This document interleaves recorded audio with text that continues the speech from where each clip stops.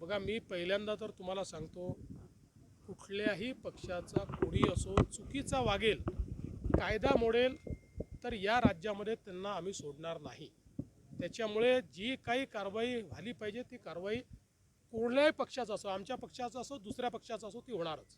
पवारसाहेब म्हणले सकाळी की महायुतीचं जागा वाटप थोडा जिरकीचं होईल, खूप ओढाताण होईल, शक्य वाटत नाही. मग जरा काही अडचण आली तर पवार साहेबांचा सल्ला घेऊन टाकू. चला. त्यांना सोबत घेणार नाटबंदी झाली असताना तुरुंगात जायचं वय नाही, भाजपसोबत जाण्याबाबत प्रस्ताव मांडताना शिंदेंनी संवाद साधल्याचा संजय राऊतांचा दावा आहे. संजय राऊत हे काय बोलतात हे मला कशाला विचारता? माझ्या लेवलचा कोणी व्यक्ती असेल, ज्याला राजकारण समजतं, ज्याला खरं बोलता येतं, असा कोणी व्यक्ती असेल त्याच्यावर मला प्रश्न विचारत जा. तुमचाही वेळ वाया घालवता, माझाही वेळ वाया घालवता, प्रश्न संपलेले दिसतात. मी मागच्या वेळेस बोललो तेच आजच सांगतो, बेगानी शादी में अब्दुल्ला दिवाना मी नाही.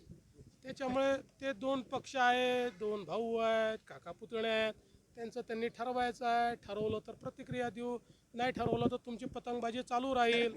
त्याच्यामुळे त्याच्यावर मला कशाला विचारता? मला हे लक्षात येत आहे की त्या दोघांमध्ये किती संवाद आहे मला माहिती नाही, पण तुमचाच इगरनेस इतका जास्त आहे, इतका उतावीळपणा चाललेला आहे माध्यमांचा. मला काही प्रतिक्रिया द्यायची नाही. बेगानी शादी में अब्दुल्ला दिवाना व्हायचं नाही.